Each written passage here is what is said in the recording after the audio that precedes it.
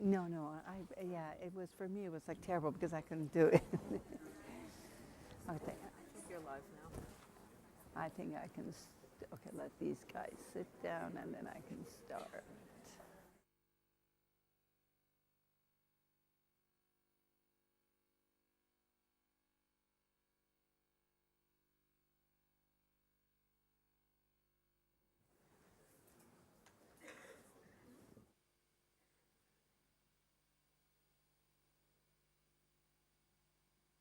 Okay, so welcome back.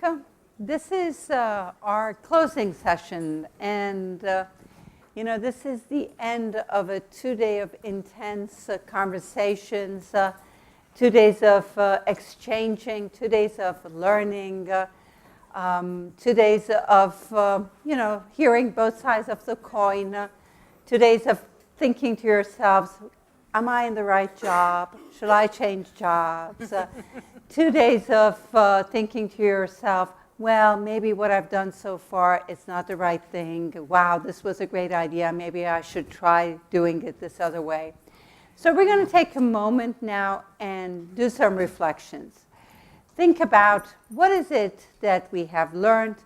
What is the one action that you're going to do tomorrow when you go back to your, to your offices and to your other job rather than attending meetings? I'm going to start with Caroline Heider, who's the Director General and Senior Vice President of the Independent Evaluation Group at World Bank, and ask her to start sharing her reflections, and then I'll move on to Marco Segone, who's the Director of Independent Evaluation at UN Women. After which, I'm going to come to the floor, and so get your reflections ready, because you all also need to share your reflections and the one thing you're going to do as of tomorrow. And then hopefully, when this event becomes a regular, you will be able to share what you actually did after being here for 2 days and going back and having learned and absorbed everything, so that this can become, your learning can become a global public good. So with that, Caroline, your reflections. Thank you, Roxy. And you becoming an evaluator, what you just said about follow-up actions is all what we're asking for, and reflecting. So first of all, I want to thank Oscar and the team for organizing a really fantastic event. I think it was extremely rich, lots and lots of inspirations. And I actually prepared a mind map to capture all of these many rich things. I know you can't see it from there, but I'll sort of try to put that in writing, do a graphic, and then share it through a blog. So as you can imagine, I have lots and lots of reflections here. I want to start out with this morning, Dave Snowden. I think he's really inspired us to rethink not just evaluation, but rethink development overall, because the many inspirations he's given about reflecting on how we understand the world, how we make sense of the world, and how that drives our choices, our ways of relating to each other and preparing, say, for example, projects, it was very, very insightful for me. And I'll discuss with my colleagues actually to invite him maybe to come to Washington sometime and speak to us as well. The second big takeaway was that there is a fantastic richness of technology out there, things that did not exist when I started 30 years ago. I do remember the times of doing certain things manually and all of the pain from it. I spoke to Stuart about spreadsheets and sort of coding things through spreadsheets. He's like, oh, that was really a bad time, right? So we have now technology from satellites to text analytics that are really fantastic. I mean, we couldn't ask for more, and it really gives us the power to do better evaluations. But it also gives us the power to feed back to people, especially the people from whom we've gotten information, and empower them.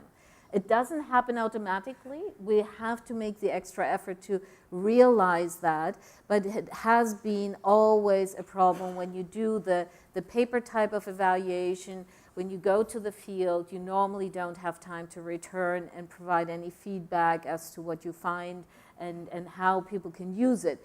With technology, we can increasingly think about doing that. Third point is the importance of ensuring that we don't go back to a quantitative versus qualitative, satellite image versus a text analytics, et cetera, but that we see this as a spectrum of tools and enrich our practice across the board. When I listened to the conversation about big data and evaluation, and Michael sort of alerted all of us and saying, like, here, this is where evaluation has to catch up, and he was speaking about the dichotomy between these two communities, I really shuddered at the thought that we might spend yet another 10-year period having this argument about what is better. Is big data better than evaluation? Just like we spent the last 10 years debating whether RCTs are better than the other evaluation methods. And before that, there was a period where there is a big debate about quantitative versus qualitative. I really hope we're all now in the place where we say we need mixed methods and that we need to use all of the tools, whichever they are, for the right questions to answer those. It's when you draw a comparison with anything, whether you think of a doctor or your plumber, if that person comes only with one tool and one tool only, you'd be terrified, right?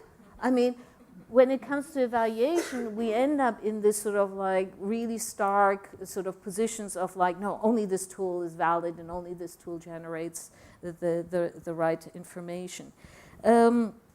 Maybe there was so much richness around building capacity, the people skills, technology, governance, ethics, sources of information, etc. But maybe instead of going into all of these details, because otherwise I'll speak as long as the conference was, to sort of close on the thought that thinking about a better linkage between the data for development, the things that Haishan spoke about, the monitoring data and the evaluation data, and integrating that more fully. So data for development looks at how countries are progressing. So are more kids enrolled in school? They don't necessarily look at has that project contributed to that. That's the monitoring and the evaluation side. And so if we could actually build more integrated data systems and especially build the evaluation capacities in our partner countries, client countries as the World Bank calls them, and empower and enable them to bring together the statistical capacity with the evaluation capacity, add in the analytics, the sort of like understanding of all of this data, these countries will make much better sense of their own development processes. They will make much better sense of how their partners are helping or hindering them. They will make better sense of how they are spending their own public resources and be more accountable to their citizens. At least that sort of like should be the vision for where we want to end up, whichever long it takes. Let me stop there. I think that was sort of pretty rich already. Thank you, Caroline. Marco? Thank you very much.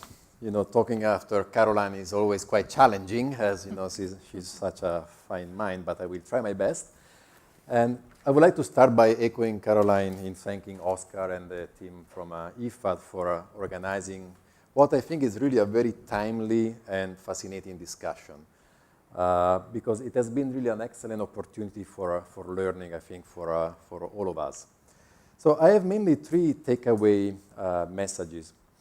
The first of all is that we heard in the last 2 days that ICT can really bring a lot of potential opportunities for enhancing the effectiveness and efficiency of the evaluation function. That was, if you remember the key questions that Oscar posed to us during the opening. And so to me, the answer would be that definitely, potentially, ICT can really increase effectiveness and efficiency. I mean, We heard about really the power of satellite and sensors. And what I learned is that it's not only relevant for environmental programs and interventions, but it can also help to measure poverty and social development. We heard about great practices and experiences in increasing virtual access for security concerned areas, photos with GPS, drones, etc. And that's unfortunately something that is more and more relevant in nowadays world. Also, that big data can improve the access to additional information, including contextual information and additional disaggregation of data and information. It can even enhance relevance of our evaluation in the sense that it can provide finding in a more timely fashion, kind of real-time evaluation. And that's something that we know that policy makers are always asking to the evaluators. We want to know the findings in real time, today and not after 1 year. And that's one of the key challenges that we have as evaluators.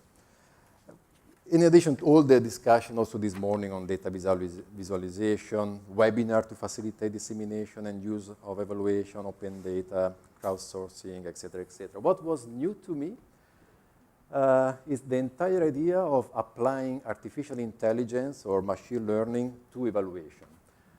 And that's really something that I did not think about before. Even if, if nowadays you go to the bank and you ask for a financial advice on how to invest your money, more and more it's artificial intelligence that will come up with a financial advice. If you go to the hospital for a surgery, more and more it will be a robot that will make the surgery.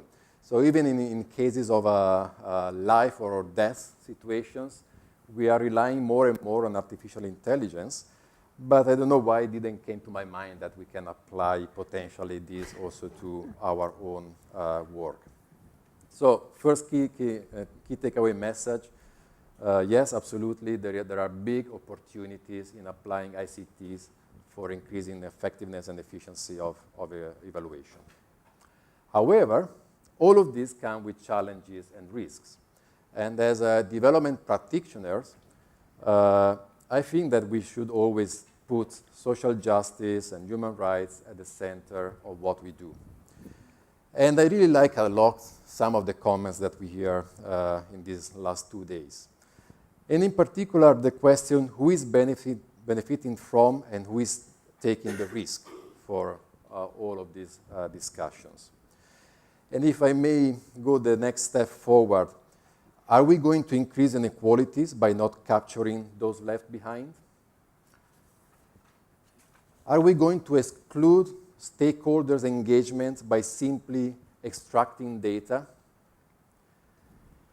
Are we going to harm the most marginalized people? There were some, to me, it's a quite striking example about monitoring migrants' flows by tracking the mobile signals of the migrants. It can be used on a positive and a good way by humanitarian organizations so that they can target in a real time the intervention really to help migrants.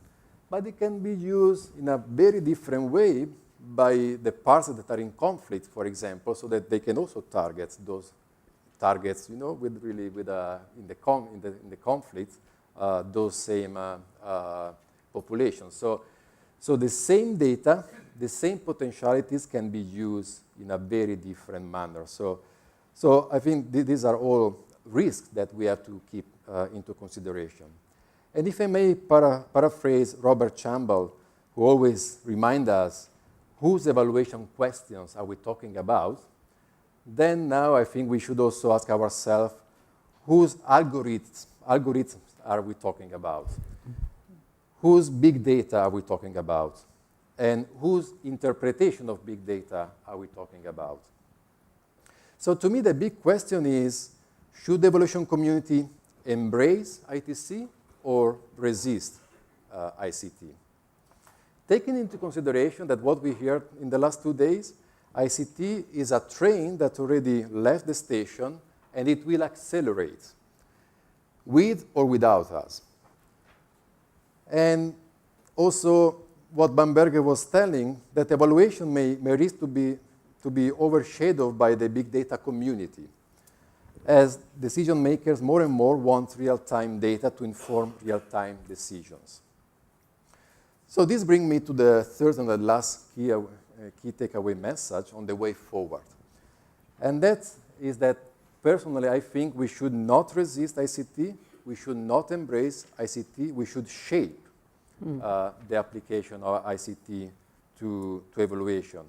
Shape being guided by our values, so that we can influence not only how we use ICT in evaluation, but how other communities, the big data communities, the impact investment community, etc., will use big data and ICTs in their own work.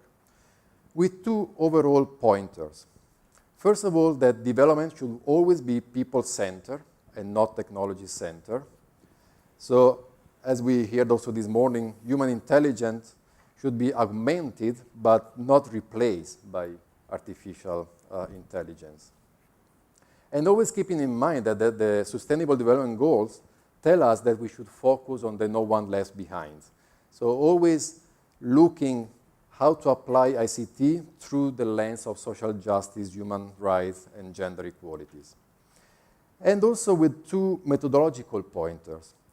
First of all, somehow very much related to what Caroline said, we should really try to avoid the creation of a new golden standard, and always keep in mind that the selection of methods, tools, technology, etc., should be guided by the evaluation questions and not vice versa. And therefore, the importance, just a reminder about the importance of mixed methods. So, as we heard already, ICT is not a panacea. It can be excellent in some cases, but in other cases, maybe it would be better to use small data and not big data.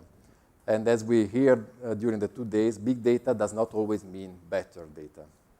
So to me, the overall takeaway message is that we should always keep in mind that ICT and big data should be at the service of sustainable and equitable development to ensure that no one is left behind. Thank you, Marco. And I really love the way you said that we should shape the application of ICT based on our values. I think this really eloquently summarizes the spirit of these 2 days. Really, thank you for that. I'm going to turn to the floor and ask you guys if you wish to share your reflections. Yes, ma'am. If you can please introduce yourself. Thank you.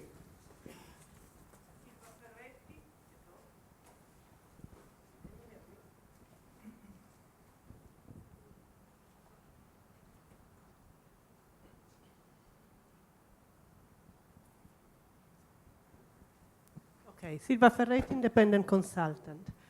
What I think is that those days show the many possibilities that exist. But I also saw two big risks for those possibilities not to be realized in the evaluation world, and then I want to warn about that. One is that evaluation is caged in being the way to put in a report what the management need to know. So the idea that the communication is one, through the report, to management, while evaluation is actually about communicating with the people, with the government, with the civil society, with many different communities. So if we also don't use all those tools to improve not only how data are captured, but also how data are communicated, and we change the audience and we think about the audience, it goes nowhere. The other one is that evaluation is about confirming what we think change should look like. I don't think it should be. This is monitoring. And we got so many tools to check that what we put in the program works, is valid. Evaluation is the one opportunity when we can find out, oh, how does change really look like? How can we be curious? How can we discover new things? So the tools are there, but there is a huge cage around evaluation that is the focus top on communicating with manager and in thinking about compliance rather than curiosity. So I really hope that the cage can be open and then we can really have super interesting discussion. Thank you. Thank you. Who else would like to share their reflections?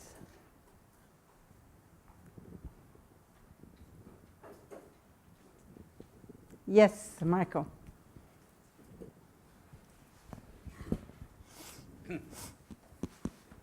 I didn't want to jump in yet, but nobody else seemed to want to talk just for the moment. So I think this has been a very exciting 2 days, and I think there's a number of challenges for the organizations represented here, which I hope they will take up. The first one is a very urgent need for bridge building, to find ways of bringing together the people who work with big data and the evaluators. There's a very serious problem at the moment. There's quite a conflicting relationship between the two groups, and when there's a dialogue, there isn't really an effort to try to understand. The effort is to show that our kind of predictive modeling is better than your kind of causality analysis. So I think there's an urgent need for bridge building between the two sides. And this has various implications. One thing which I think would be very interesting for some of the people in this room is an innovation fund to support pilot projects where big data people and evaluators work together with some very rigorous challenges to show the value added of working together and to identify some of the challenges. So it's not just getting together and tossing in satellite image to your standard evaluation. It's really thinking through a new paradigm and showing how it can work. What are the challenges of using it? So I think that's important. And then linking that with two other things, capacity development. If you're very lucky, if you take a course on evaluation, there may be 1 hour session on big data, if you're lucky. And then that's when a lot of people go and get their coffee because they say big data has not something which we want to know about. So capacity building for evaluators so they really understand not just the tools, but the underlying paradigms and logic of big data. There are some fundamental issues with big data as well as some very powerful things. And the same for the big data people to actually understand what goes on in the field, which is very different from sitting in Silicon Valley and saying, I think it would be really neat if we had all of these buttons and you could ask people 50 questions. And that has implications for the evaluators understanding how to ask for what they need, rather than just somebody arrives with this thing with all of these buttons, let's see if we can find an application, actually going the other way and saying, we need this phone, which can very easily switch between 5 languages. And just having a thing where there's a recording saying if you speak Kiswahili, press 3. A lot of people have no idea how to press 3. So that's the issue of bringing the two sides together there. And then finally, you need to have a fundamentally different organizational structures so that the data centers and the evaluation are institutionally linked. It's not just a question of whether people get together on an individual level. At the moment, they tend to be separate. They go their separate ways, often with not too much interaction. So that's critical. You can have as much capacity development as you want, but if the institutional structures don't permit you to implement that. So I think those are a number of challenges, obviously, for the individuals. But if there's going to be change, it has to start at the top with an institutional commitment so that we have a train that we can climb on and not a steamroller which is going to go over us. So thank you and good luck. Thank you, Michael. Thank you. Other colleagues who wish to share their reflections? Stuart. Yes, Stuart.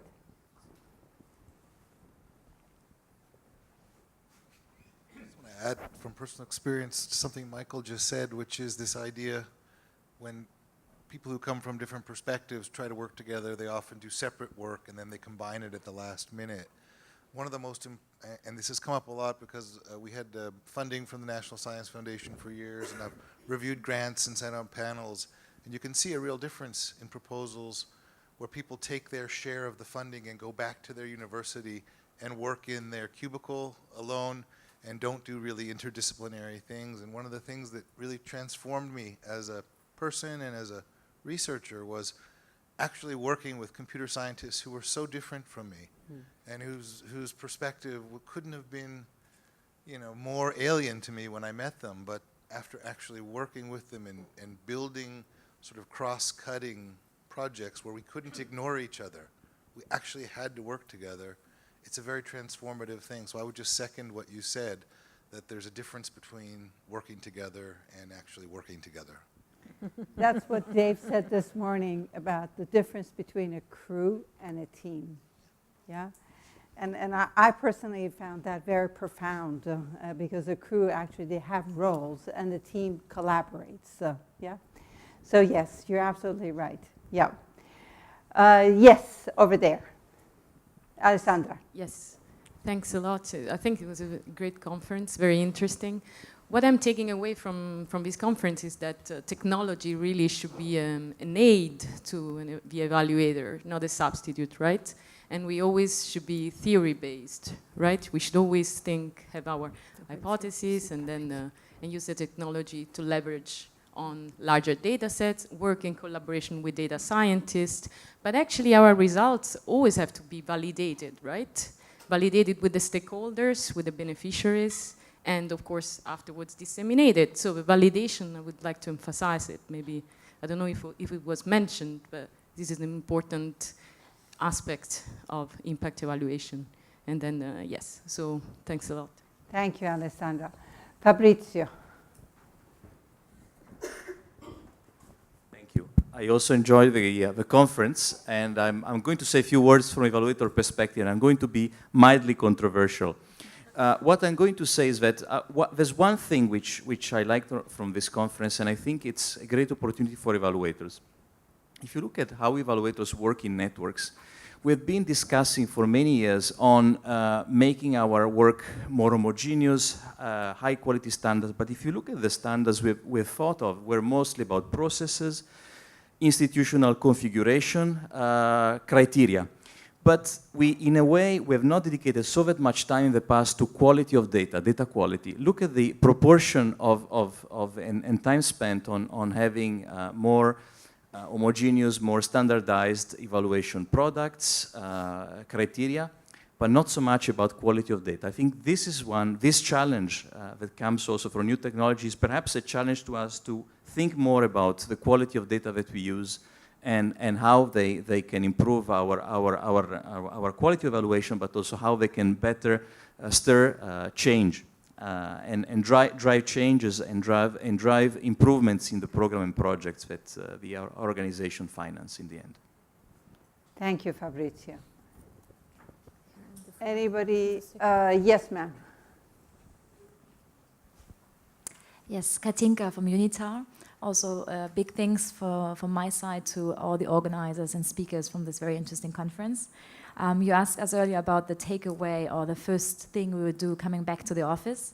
And well, since I worked a lot on the application of learning, once you come back to your workplace and what is actually the first steps to do, my takeaway is there's no one-size-fits-all approach.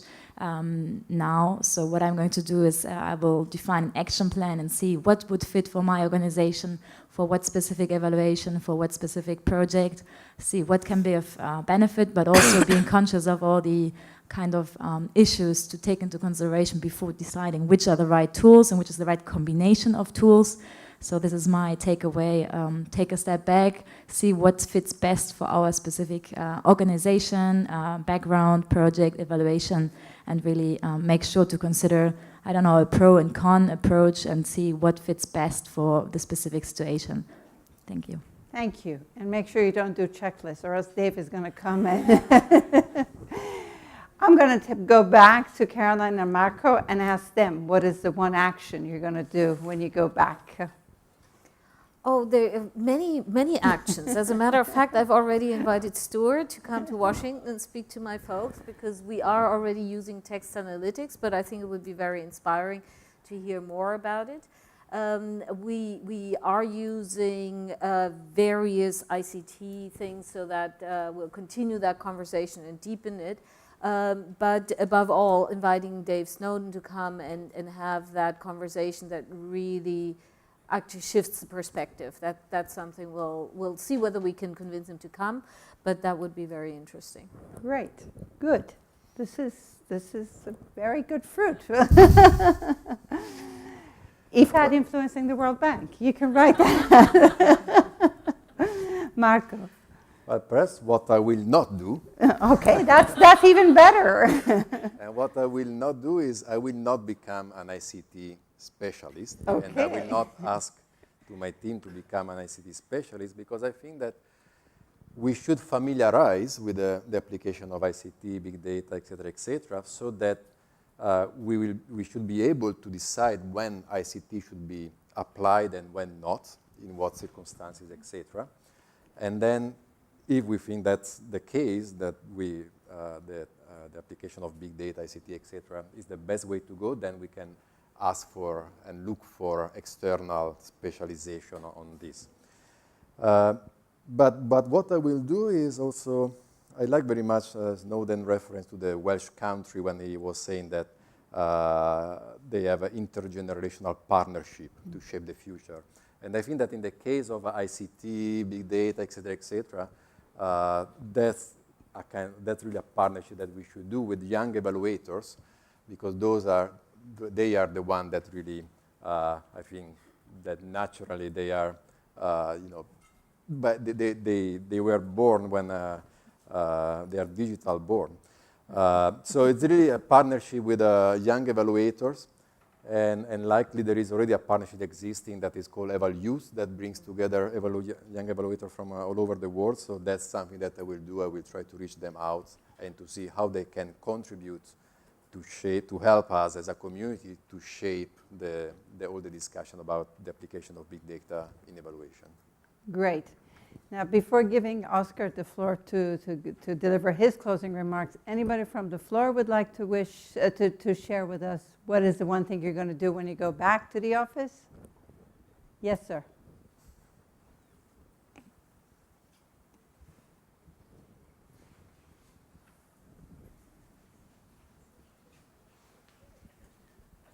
I am Kaisal Jawan from Kuwait Fund. I am alone here in IFAD. And we are speaking here about information and communication technology for evaluation, but it's for development evaluation. Therefore, whether we are using ICTs or traditional tools, the most important thing in many recipient countries, they see that the M&E as a burden. It costs money, and most of them, they are afraid of it, or they wanted to use it just to justify that they are improving. I think we need to advocate and to show the decision maker in the country that M&E is an effective tool for the government to take wise decisions based on information. So this is my, thank you. Thank you. Yes, over there.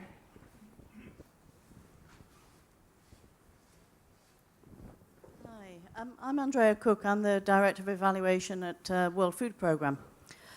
This is something that we were already committed to, but actually being at this conference has really deepened the understanding and appreciation of the diverse facets that relate to sort of ethical dimensions of this specific element, but also more generally to evaluation.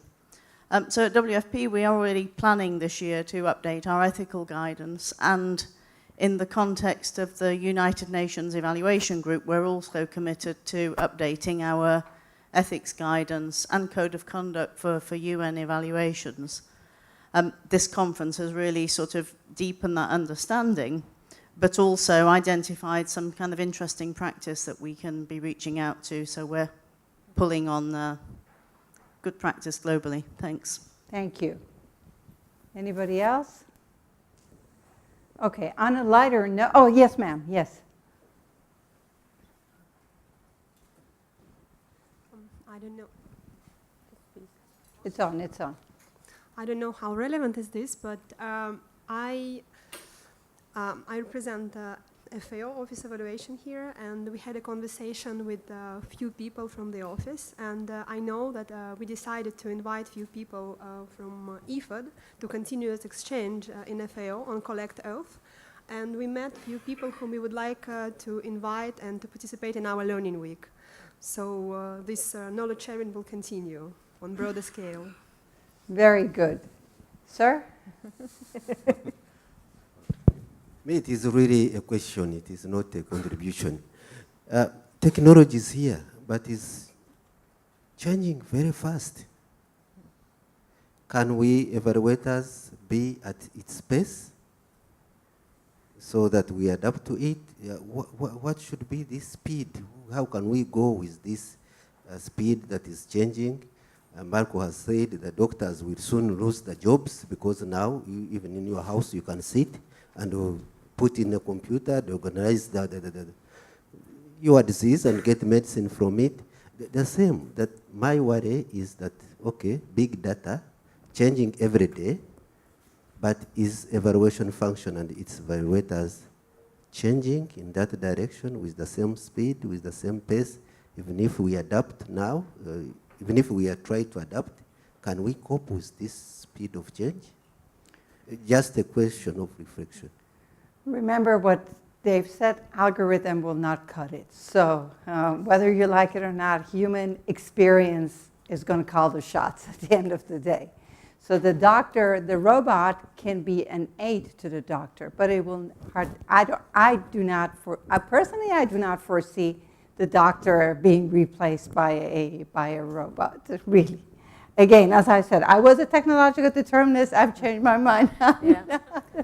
I would add and agree that it's not, and this was very insightful from this conference, that it's technology by itself can't actually do things. Every single presentation spoke about that it is the human that teaches the machine to learn, that analyzes the data, interprets it in ways that a machine cannot do, at least not yet.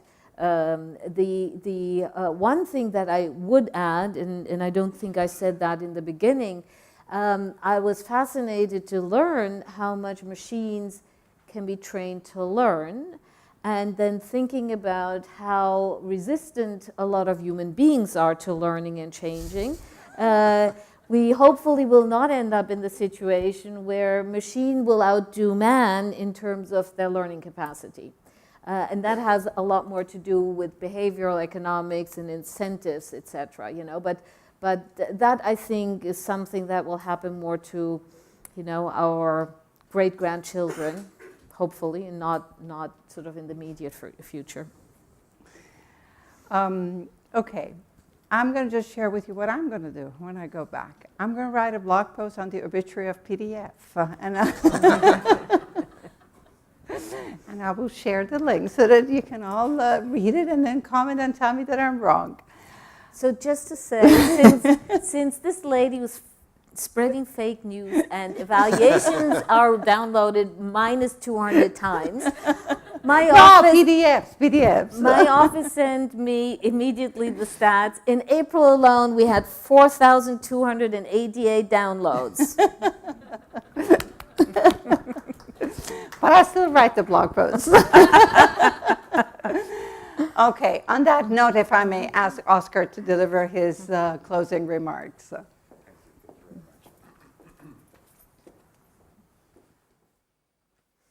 Dear colleagues, what a great pleasure to have you all here. I want to thank Caroline and Marco Segone for their great synthesis work. We couldn't have thought of better people really to summarize the main takeaways from this conference. Over the past 2 days, we have heard from numerous speakers and presenters on a range of application of technology to evaluations. We have questioned our traditional approaches to data collection and have also seen from our tech fair exhibitors on what new vendors had to offer. We have discussed our key takeaways from the individual sessions of the conference in this very lively exchange that we just had. We heard that behind every data point, there is a human story, right? So we don't forget, really, the center of what we're doing. We have heard that technology is only a tool to improve the effectiveness and efficiency of our evaluations, and that technology is as good as the evaluator who uses it. However, this ICT conference cannot be deemed successful if we don't reflect and go back to our work with concrete ideas on how to move forward. So allow me to continue this iterative process initiated ably by Roxy by putting across how I see the way forward.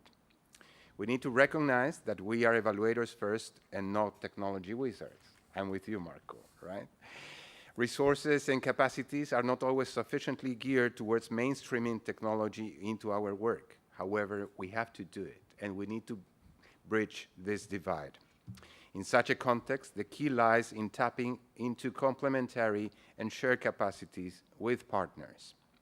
For example, and I'm glad that my two colleagues from WFP and FAO step up, IFAD itself could start on the low-hanging fruit by collaborating further with its Rome-based sister agencies to start capitalizing on capacities that exist within.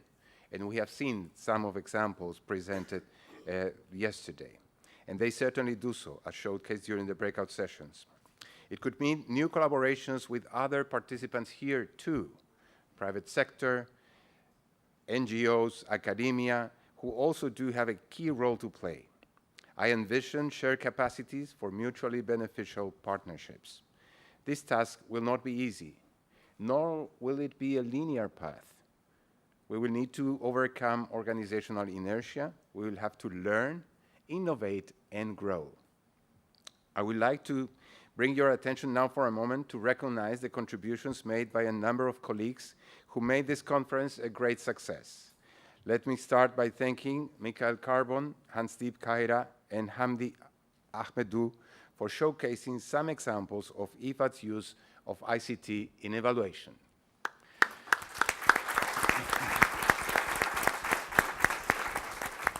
I was inspired in the latest European Evaluation Society conference and by some of the examples that were shared here by our Oxfam colleagues and Save the Children colleagues.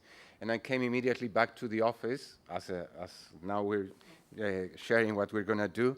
And Michael, Hans-Diep, and Hamdi really took the challenge of introducing new sense-making techniques for data collection in project evaluations, as well as remote data collection for service. Now, I have a very special thanks to Prashant Koturi, Chitra Deschampe, Delphine Bureau, Elisa Finocchiaro, Jacqueline Souza, Linda Danielson, Maria Cristina Spagnolo, Melba Alvarez, Miron Arlyung, and Xiaoxie Shang. You have done a fantastic teamwork. Thank you very much.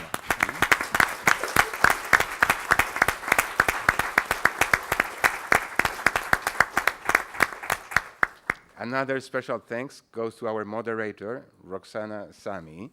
Roxy, you have kept the enthusiasm and engagement on a very high note throughout the entire conference. You are now an evaluator by honor, right? Your commitment. Thank you.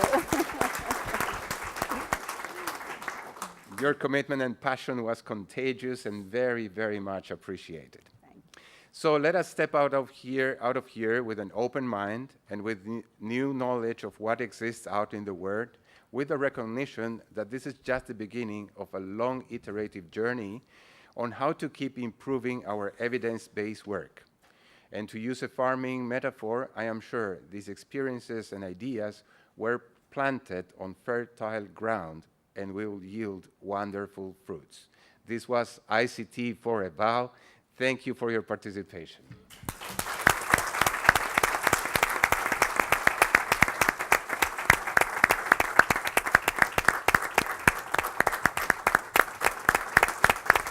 Thank you, Esther. Thank you. Thank you. Congratulations.